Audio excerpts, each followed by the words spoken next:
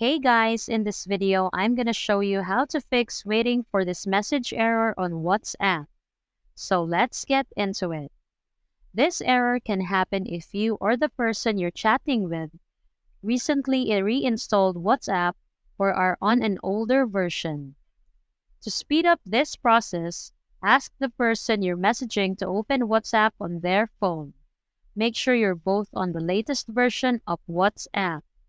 To update WhatsApp, open Google Play Store.